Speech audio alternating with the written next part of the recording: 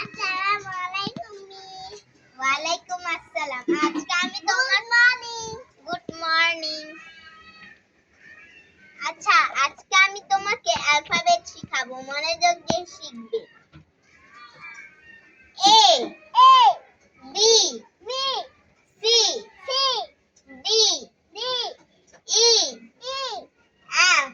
F G H I J K L M N O P Q R S T U V W X Y Z।